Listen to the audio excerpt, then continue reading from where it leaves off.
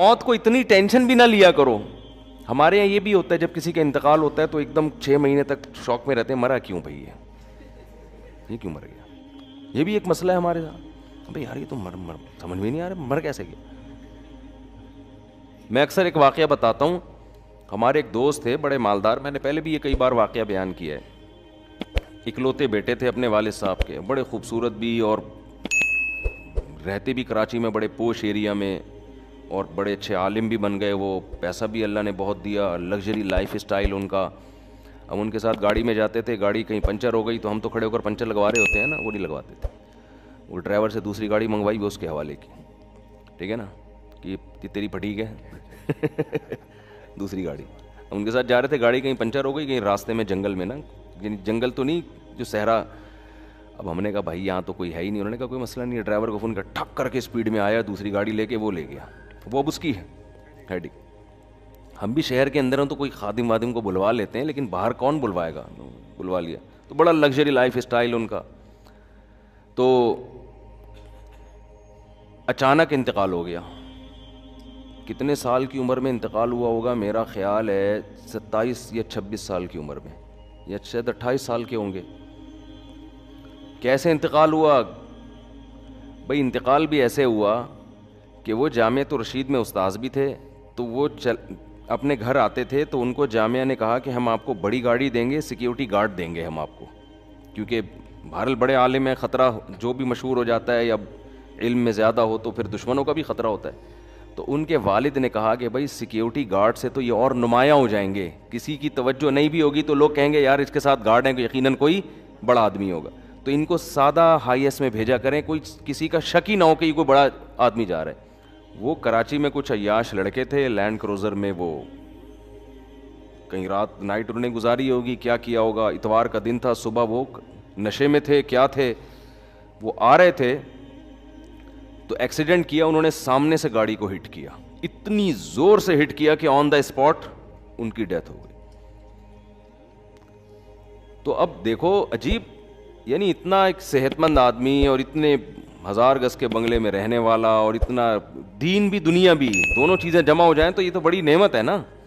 اور والد صاحب کے اکلوتے بیٹے کے, اس پہ ساری انویسٹمنٹ بھی کی انہوں نے کہ بھائی میرا بچہ بہت بڑا عالم بنے. تو جب ان کی موت کی خبر مجھے ملی نا, میں تو شوق میں آ گیا. میں نے کہا یار یہ کیسے ہو گیا. اب ظاہر ہے ہم تو مسلمان ہیں, ہم سوچتے ہیں اللہ کے ہر کام میں حکمت ہے, مصلحت ہے. میں بہت سوچتا رہا اللہ اس میں کیا مصلحت ہے. اب تو ان کے کام کرنے کا ٹائم شروع ہوا تھا, ان کے والد نے اتنا ان کو علم سکھایا. اب ظاہر ہے دین سے فارغ ہوئے تھے, جامعہ میں ٹیچر بنے. اب آج اگر وہ زندہ ہوتے تو وہ بہت آگے جا چکے ہوتے, بہت آگے جا چکے ہوتے. یہ ملک کے بڑے بڑے علاموں میں ان کا شاید شمار ہوتا, کیونکہ بہت بچپن سے ہی صحیح لائن پہ لگ گئے نا. ٹائم ویسٹ نہیں کرتے تھے, ہم نے نہیں کبھی دیکھا فالتو بیٹھے ہوئے ان کو. جب بھی بیٹھیں گے کوئی کام, حتیٰ کہ دوستوں کی محفل بھی ہے نا تو گپ شپ کے دوران بھی پھر وہ اپنا کام بھی نمٹاتے رہتے تھے بیٹھ کے. ٹائم ویسٹ نہیں. جب ان کی ڈیتھ ہوئی ہے تو اس وقت بھی وہ ایک دعا کی کتاب ہے, وہ اپنا معمول ایک پورا کر رہے تھے. میں اتنا پریشان ہوا, میں نے کہا یار یہ اس میں اللہ کی کیا مصلحت ہے. بچے چھوٹے چھوٹے یتیم ہو گئے ان کے. تو میرے ذہن میں ایک جواب آیا, میں نے کہا اس میں یہ اللہ نے بتایا ہے کہ کوئی بھی کسی بھی ٹائم مر سکتا ہے بھائی, ٹھیک ہے نا. جب اللہ نے کسی کو مارنا ہوگا تو ہم سے پوچھ کے نہیں مارے گا کہ بتاؤ مناسب ہے یا نہیں ہے. تو میں نے کہا اتنا قیمتی آدمی جو ہر لحاظ سے کامل, اور اس کی ضرورت ہم سے بھی زیادہ تھی زندہ رہنے کی, ہم تو وہ اس لیول کے نہیں تھے. ہم نے کہا یار ان کو زیادہ زندہ رہنے کی ضرورت ہے. اللہ نے جب وہ ایک دم سے, اور ان کے تو بچنے کے اسباب کے لیے ہم نے ہائی ایس کا انتظام کیا تھا نا, کہ تاکہ کوئی ٹارگٹ کلر ان کو نشانہ نہ بنائے. وہ ہائی ایس ہی ان کی موت کا سبب بنی, کیونکہ اگر وہ کوئی مضبوط گاڑی ہوتی تو شاید بھائی ریوو یا ویگو ٹائپ کی کوئی گاڑی ہوتی تو آگے اس کا بونٹ اتنا بڑا ہوتا ہے کہ اس میں حادثے کا امکان کم ہوتا ہے. اور ہائی ایس کو اگر لینڈ کروزر یا ریوو یا ویگو جیسی گاڑی ہٹ کرے گی وہ تو کچومڑ بن جائے گی نا 2 منٹ میں. تو وہی گاڑی جو ان کی زندگی کا ذریعہ سمجھ کے ان کو دی گئی تھی, وہی گاڑی ان کی موت کا سبب بن گئی. تو ہم نے بھی اتنی موتیں دیکھی, آپ نے بھی دیکھی ہوں گی بھائی. کوئی بھی کسی بھی ٹائم پہ اس دنیا سے جا سکتا ہے.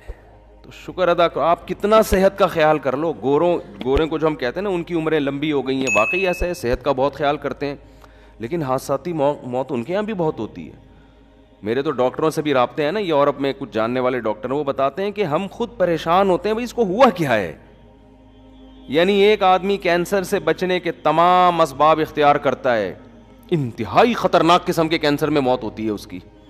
میں نے کینسر اسپیشلسٹ سے پوچھا, میں نے کہا بھائی جب کینسر سے بچنے کے تمام اسباب ایک آدمی اختیار کر رہا ہے, نہ وہ سگریٹ پی رہا ہے, نہ وہ کچھ اور کر رہا ہے, کوئی ایسا کام جو کینسر کا ذریعہ ہے, پھر کیسے ہو گیا؟ انہوں نے کہا کچھ پتہ نہیں ہوتا, ہوا سے کوئی جرثومہ اٹھ کے اندر چلا جائے. کب تک کیسے بچے گا آدمی؟ کورونا میں دیکھ لیں کتنے لوگوں نے اپنے آپ کو آئسولیٹ کیا, اتنا بچایا نا کہ, لیکن کورونا پتہ نہیں کہاں سے اڑ کے ان کی ناک میں پہنچا اور مار دیا ان کو, مر بھی گئے وہ. احتیاط تو کرنی ہے, بے احتیاطی تو شریعت میں جائز نہیں ہے, لیکن ہوگا وہی جو کون چاہے گا؟ اللہ چاہے گا. ہمارے جسم پہ ہماری حکومت نہیں ہے. تو انہوں نے بیان میں فرمایا کہ کینسر ہوا, اتنا خطرناک, ہڈیوں کا ڈھانچہ بن گیا وہ آدمی, اس کو یقین ہو گیا کہ میں دنیا سے جانے والا ہوں, کوئی کچھ نہیں کر سکتا.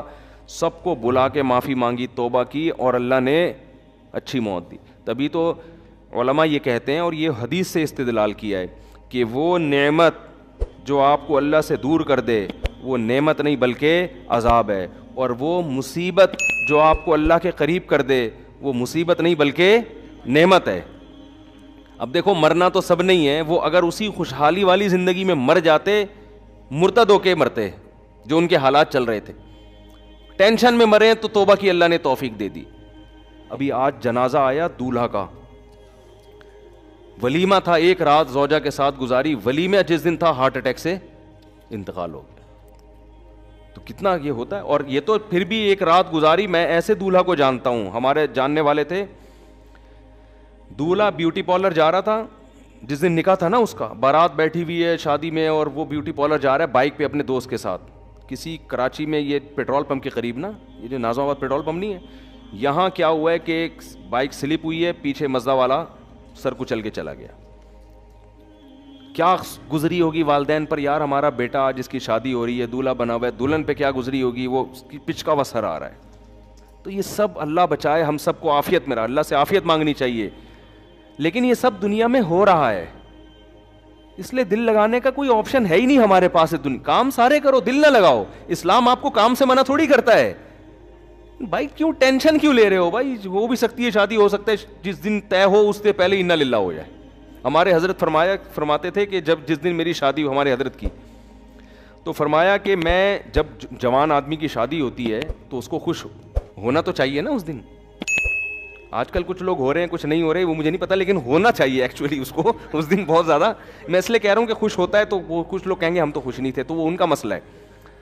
تو ویسے نارملی انسان کو خوش ہونا چاہیے.